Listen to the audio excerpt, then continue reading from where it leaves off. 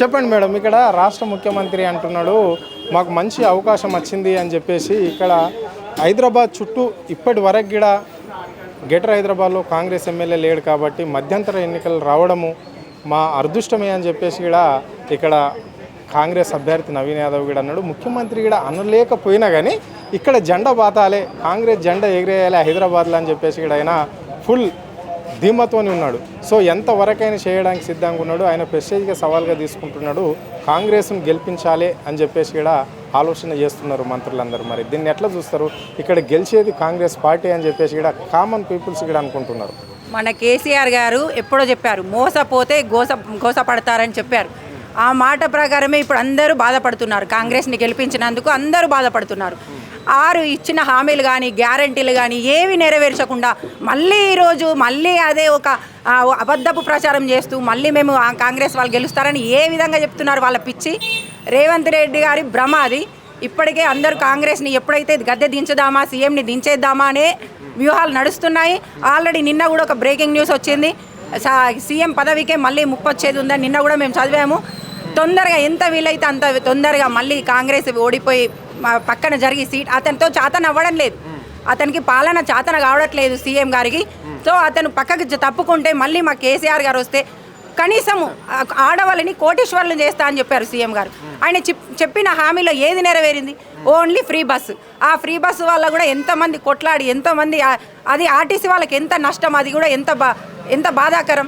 అది దేనికి ప్రయోజనం? మహిళలకు ఇస్తున్న పథకాలు అన్నీ అమలు చేస్తున్నామని వాళ్ళు చెప్తున్నారు. 2500 కావచ్చు, మళ్ళీ మీ అత్తకు 4000 రూపాయలు కావచ్చు, ఉచిత రేషన్ కార్డు కావచ్చు. రాలేదు, ఏ స్త్రీనైనా అడగండి, ఒక అత్తకు రాలేదు, ఒక కోడలికి రాలేదు. 2500 కానీ 4000 వృద్ధ పెన్షన్ కానీ ఏది రాలేదు. ఆ తులం బంగారం అన్నాడు, అది లేదు. కనీసం కేసీఆర్ గారు ఇచ్చిన ఇంతకుముందు కళ్యాణ లక్ష్మి అవైనా కంటిన్యూ చేస్తున్నారంటే అది కూడా సరిగా ఎవరికి అందడం లేదు. ప్రతి విషయంలో అందరూ కాంగ్రెస్ని తిట్టుకుంటున్నారు, బాధపడుతున్నారు. ఎప్పుడు పోతుందా ఈ కాంగ్రెస్ అని ప్రతి ఒక్కరు ఏడుస్తున్నారు తొందరగా. ఈ మన దురదృష్టకరం ఏంటంటే ఒక సీఎం అయితే 5 years పాలించాలి కదా, దానివల్ల చచ్చినట్టు కష్టపడి పరిపాలన జరుగుతుంది తప్ప ఎవరికి ప్రజలకు ఇష్టం లేని పరిపాలన ఈ కాంగ్రెస్ పరిపాలన, ఫెయిల్యూర్ పరిపాలన. అంటే రేవంత్ రెడ్డి సర్కార్కు గత ప్రభుత్వం కేసీఆర్ సర్కార్కు మధ్య తేడా ఏంటమ్మా? ఈ రేవంత్ రెడ్డి అనే వ్యక్తి ఓన్లీ కేసీఆర్ గారి మీద ద్వేషంతో గెలిచిన వ్యక్తి. రాష్ట్ర పరిపాలన, రాష్ట్ర అభివృద్ధి ఆయనకి ఏ రోజు కూడా ఆలోచించట్లేదు. ఓన్లీ ఒక వ్యక్తిగత ద్వేషంతో ఓన్లీ పదవికి వచ్చిన మనిషి ఆయన. ఇవాళ ఏది చెప్పినా నమ్మే స్థితిలో ప్రజలు లేరు.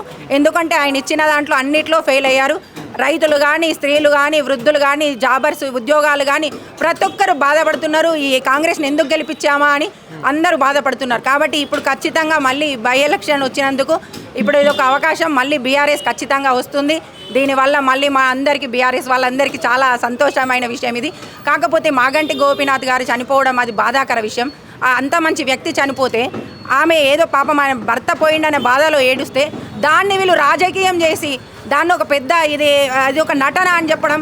ఆ మంత్రుల వాళ్ళు మనుషుల వాళ్ళు గడ్డి తింటున్నారా, అన్నం తింటున్నారా? ఒక ఇంట్లో ఒక ఆడామె బాధపడుతుంటే ఆ బాధని అర్థం చేసుకోకుండా రాజకీయం చేసి దాన్ని కూడా ఈ ఓట్లకి ఉపయోగించుకుంటున్నారు. చూడండి, ఇది ఒక నీచమైన వ్యవస్థలాగా ఈ మంత్రులు కాంగ్రెస్ వాళ్ళందరూ ఇలాగే వాళ్ళ ప్రవర్తనే బాలేదు. మళ్ళీ మన కేసీఆర్ వాళ్ళు వస్తే ప్రతి ఆడబిడ్డకి బతుకమ్మ చీరలు కానీ ప్రతి ఆడబిడ్డకి ఎంతో గౌరవం దక్కుతుంది. ప్రతి మహిళ ఎంతో సంతోషిస్తుంది. ఎంతోమందికి మళ్ళీ ఈ పింఛన్లు కానీ ప్రతి ఇంటికి తన ఎన్నో కార్యక్రమాలు మళ్ళీ కంటిన్యూ అవుతాయని నేను అనుకుంటున్నాను. అమ్మా చెప్పమ్మా, నీ పేరేందమ్మా? మా పేరు అందేవారి గోదావరి. మేము షేక్పేటలో ఉంటాము. మాకు డబల్ బెడ్రూమ్ కూడా వచ్చింది. ఇప్పుడు కొల్లూరు షిఫ్ట్ అయ్యాము. మాకు ఆనందంగా ఉంది. మా బాబుకు కూడా హెల్త్ ఇష్యూ ఉంటే కూడా మాకు గోపీనాథ్ సారు మాకు సీఎం ఫండ్ కూడా ఇప్పించారు. మాకు చెక్ ఇచ్చారు. మా బాబుకు బ్రెయిన్ ట్యూమర్ ఆపరేషన్ అయ్యి చూపు కూడా డ్యామేజ్ అయింది. సార్ చాలా సపోర్ట్ ఇచ్చారు మాకు అప్పుడు. అవును, ఇప్పుడు మా ఆయనకి యాక్సిడెంట్ అయింది. ఇప్పుడు ఆరోగ్యశ్రీకి పెట్టుకుంటే సంవత్సరం అవుతుంది, ₹1 కూడా రాలేదు మాకు. ఇంకా సంవత్సరం నుండి ఆయన కాలు ఎరిగింది, రాడేశారు. నేను ఒక్కదాని పని చేయాలి, 3 నడపాలి, అలా పరిస్థితి ఉంది. ఏమేమి వచ్చినాయమ్మా నీకు పథకాలు? కాంగ్రెస్ అయితే ఇప్పటి వరకు మాకు ఏమీ రాలేదు, ₹1 కూడా రాలేదు. అంతే. మాకు టీఆర్ఎస్ ఉన్నప్పుడు చాలా సపోర్ట్ ఉన్నది, చాలా వచ్చినాయి. మాకు ఇల్లు వచ్చింది, మా బాబుకు సపోర్ట్ వచ్చింది, ఇంకా సీఎం ఫండ్ది హాస్పిటల్ తిరగడం కూడా మాకు కొంచెం చాలా ఉచితంగా అయింది. మా చేతి నుంచి డబ్బులు లేక కొంచెం చాలా ఇబ్బందిలో ఉన్నాం. చెట్ల కింద అడుకో తిన్నాం మేము ఆ టైంలో. అప్పటి టైము అట్లా చూసాం, కానీ ఇప్పుడైతే ఏమీ సపోర్ట్ లేదు. ఇది కాంగ్రెస్ వచ్చిందంటే కరువు కాలం అయిపోయింది ఖచ్చితంగా. ఇప్పుడు జూబ్లీస్ లో గెలిచేది కాంగ్రెస్ పార్టీ అని చెప్పేసి కూడా చాలా మంది చెప్తున్నారు. లేదు, టీఆర్ఎస్ పక్కా టీఆర్ఎస్ వస్తుంది, పక్కా వస్తుంది అని చెప్తున్నా. కేసీఆర్ గారు టీఆర్ఎస్, కేసీఆర్ గారికి. చెప్పండి అన్న, ఎట్లా చూస్తారు ఈ ప్రచారాల భాగంగా? మరి బీఆర్ఎస్కు ఏ విధంగా స్పందన వస్తుంది జనాల నుండి? బీఆర్ఎస్కి ఈ జూబ్లీహిల్స్ నియోజకవర్గంలో చాలా బ్రహ్మాండంగా ప్రజలందరూ కూడా ఇంటికి వెళ్తే మీరు మాకు ప్రచారం చేయాల్సిన అవసరం లేదు, మేము వేసేది కారు గుర్తుకే, మేము కేసీఆర్ అభిమానులు అని చెప్పి ప్రతి ఒక్కరు చెప్తున్నారు. వాళ్ళు చాలా నవ్వుకుంటూ ఆహ్వానిస్తున్నారు. ప్రతి ఇంటింటికి వెళ్తే ప్రచారానికి నవ్వుకుంటూ ఆహ్వానిస్తున్నారు. కానీ ఈ కాంగ్రెస్ వాళ్ళన్నీ కూడా వాళ్ళు కాగమ్మ కథలు చెప్తున్నారు. ప్రజలు చాలా తెలివైన వాళ్ళు ఎవరికి వేయాలని ఆల్రెడీ ముందే డిసైడ్ అయి ఉన్నారు. బీఆర్ఎస్ పార్టీకి ఘన విజయం సాధిస్తుంది. మాగంటి సునీత గారిని అఖండ ఘన విజయంతో గెలిపించుకుంటాం. ప్రతి ఒక్కరు ప్రజలందరూ మైండ్ సెట్ చేసుకొని ఉన్నారు, బీఆర్ఎస్ని గెలిపిద్దామని. బీఆర్ఎస్ దగ్గర చాలా డబ్బులు ఉన్నాయి, ఎంత ఇస్తే అంత తీసుకోండి అని చెప్పేసి ప్రజలకు గిడ వాళ్ళు కాంగ్రెస్ నాయకులు సూచనలు సలహాలు చేస్తారు. ఇది వాస్తవమేనా? బీఆర్ఎస్ ఓన్లీ డబ్బులు ఇచ్చి ఓట్లు వేయించుకుంటుందా? సార్, ఎమ్మకలేని నాలుక ఏదైనా మాట్లాడుతుంది. వాళ్ళు ఉన్నారని చెప్పేసి, వాళ్ళు నోరుందని చెప్పేసి ఇష్టం వచ్చేట్లు మాట్లాడతారు. బీఆర్ఎస్ వాళ్ళకి ఇచ్చే ఉద్దేశం కూడా లేదు. మేము చేసిన అభివృద్ధి పనులే మాకు గెలిపిస్తాయి.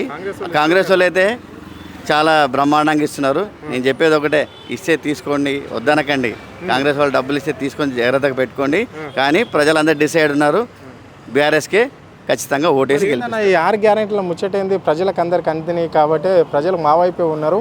మేము జూబ్లీస్లో గెలిచేది మేమే అని చెప్పేసి కూడా ముఖ్యమంత్రి ధీమా వ్యక్తం చేస్తున్నారు. సార్, 6 గ్యారెంటీలు ఎవరికి ఇచ్చినారో మీరే చెప్పండి. ఒకటి చెప్పండి. ఫ్రీ బస్సు తప్ప మేము వీడియోలో వైరల్ చూస్తున్నాం కదా, ఎన్ని వీడియోలు వైరల్ అయినాయి. మహిళలు కొట్టుకొని చేస్తున్నారు. పని నా పాట లేకపోయినా వాళ్ళు అందరూ కూడా అవసరం ఉన్నా లేకపోయినా వేస్తున్నారు. కొన్ని కోట్ల నష్టం వస్తుంది సార్. దానివల్ల ఆ భారం అంతా ఎవరి మీద పడుతుంది? మళ్ళీ ప్రజల మీద పడుతుంది. తులం బంగారం అన్నాడు. అందుకోసం మేము బీఆర్ఎస్ పార్టీ వాళ్ళు ఏం చేసామంటే, కాంగ్రెస్ బాకీ కార్డు అని చెప్పేసి ప్రతి ఇంటింటికి వెళ్ళి మేము వాళ్ళకి ప్రచారంలో ఇస్తున్నాం. అది కాంగ్రెస్ వాళ్ళు వచ్చినప్పుడు గట్టిగా అడగండి అని చెప్పేసి మేము చెప్తున్నాం. ఈ మణికొండకు సంబంధించి ఎట్లా అభివృద్ధి చెందింది? గత ప్రభుత్వంలో ఏమేమైనాయి కొత్తగా పనులు? ఇప్పుడు ఈ 2 ఏళ్ల నుంచి ఏమేమి అవుతున్నాయి? సార్, ఈ జూబ్లీహిల్స్లో చూసుకోండి మీరు, డ్రైనేజీలు కానీ, మన షేక్పేట ఫ్లేవర్ కానీ, ట్రాఫిక్ సమస్యతో ఐటీ ఎంప్లాయీస్ గంటలు చాలా ఇబ్బందులు పడేవాళ్ళు. ఈరోజు ఆ ఫ్లేవర్ వేయడం వల్ల ప్రతి ఐటీ ఎంప్లాయీస్ కూడా మార్నింగ్ ఎంత హ్యాపీగా వాళ్ళు వెళ్ళిపోయి వస్తున్నారంటే, దానివల్ల ఎంత చాలా ఇబ్బంది. కేటీఆర్ గారు ఆలోచించి ఈ సమస్యను పరిష్కరించాలని చెప్పి 2.2 కిలోమీటర్స్ ఫ్లేవర్ వేయించారన్నమాట శాంక్షన్ చేసి. డ్రైనేజీలు కానీ, ఫ్లేవర్లు కానీ, మన బీద వాళ్ళకి ఎన్నో పథకాలు కానీ చేసి ఆదుకున్నారు. Okay, right. చెప్పమ్మా, నీకు బతుకమ్మ చీర వచ్చిందా? రాలేదు. ఎందుకు? బతుకమ్మ చీర రాలేదు, ఏం రాలేదు. ఇంద్రమ్మ చీరలు ఇస్తామన్నారు కదా? ఏమి ఇవ్వలేదు, అన్ని నాటకాలే. ఏం నాటకాలు? కాంగ్రెస్ పార్టీ. ఏమేమి వచ్చినాయి నీకు? నాకు ఏమీ రాలేదు, అసలు రేషన్ కార్డు కూడా లేదు. అయ్యో, 6 లక్షల రేషన్ కార్డు, కొత్త రేషన్ కార్డులు ఇచ్చినామని చెప్తున్నారు. ఇస్తామన్నారు, ఇవ్వలేదు రేషన్ కార్డు కూడా. మరి ఎట్లుంటుంది ఇప్పుడు ఎలక్షన్లో? ఖచ్చితంగా బీఆర్ఎస్ గెలుస్తుంది. సింతమ్మకే ఓటేసి గెలిపిస్తాం. జూబ్లీహిల్స్. ఆయన నవీన్ యాదవ్ కూడా నేను గెలుస్తా అంటున్నాడు. ఏం గెలవడాను, రౌడీగా. Okay, right. జై తెలంగాణ.